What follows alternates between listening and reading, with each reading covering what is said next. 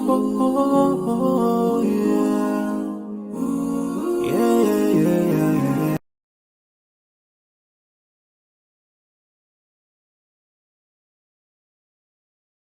I looked a number of their references.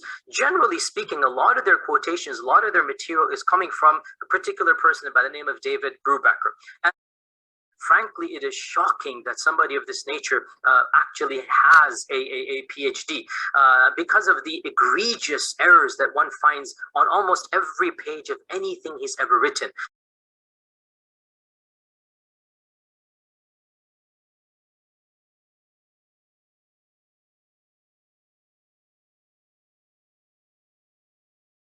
Now, for somebody who claims to be a manuscript expert, right, he boasts, as I said, of having 10,000 manuscripts studied. He literally has no clue that in early Islamic manuscripts, it's very common to write the number of the verse in the ancient abjad system. In the ancient system, not actual numbers, but the abjad system, where every single letter represents a number. And so he takes the lam ha, right? You see that lam ha. He takes the lam ha, and he does not understand that it's 30 plus 5. Lam means 30, ha means 5, and verse number 35. And he feels that it is an added word, lahu. And notice the idiot actually says that there's a lam ha at, look at it, 1635. And he says, I don't know what it's doing there. I've made this really cool discovery. Doesn't really make sense over here to have a lahu. It must be a post-production alteration, but clearly there's some message being sent here, some major shifting message, but I don't know what it is. Can you imagine somebody dealing in ancient Roman manuscripts and he comes across IV, right? And that IV is in between two very different, texts. And it's at the 4th verse, right? And he's like, what is this IV doing here? It must be IV, or maybe it's an IV drip, and they had discovered an IV back in ancient Rome. And the guy doesn't even know that IV is the Roman number 4.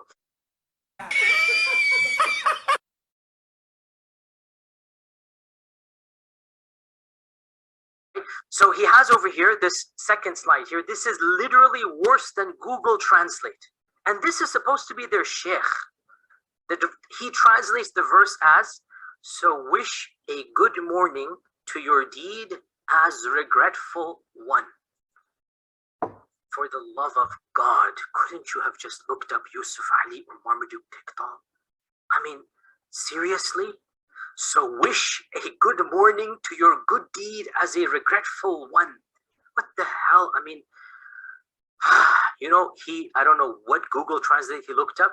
So sabah al khair, I don't know, So tusbihu sabah al khair, good morning. I don't know how he gets there, because even Google Translate is not going to make this error. And he translates this entire phrase in utter gibberish. Of course, asbaha, for those who don't know Arabic, asbaha means to become. And so basically the verse translates as, you shall regret what you have done, right? Fatusbihu, you're going to become, you're going to regret what you've done. It's very simple. You're going to regret. Now look, you wish a good morning. Again, where is their morning? It's sabah al-khair. And he might have learned sabah al-khair when he was in first year Arabic class, and now he's doing his PhD, so he sees tusbihu, so he makes 1 + 1 and makes it 111. I don't know. Wait a minute. What's going on here, ladies and gentlemen?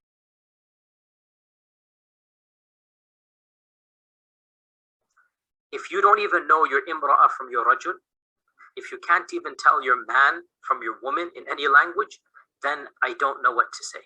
And guys, this is the sheikh of Jay and David. This is their head don. And this is a book that he's printed and published. This isn't an undergraduate paper I'm discovering in the archives of the university I used to go to, back in the day. This is printed and published by his institute. And he is claiming that it's going to revolutionize, Quranic studies. And this is supposed to be their teacher and their mentor. I hope you just heard the wildly radical position that was just taken.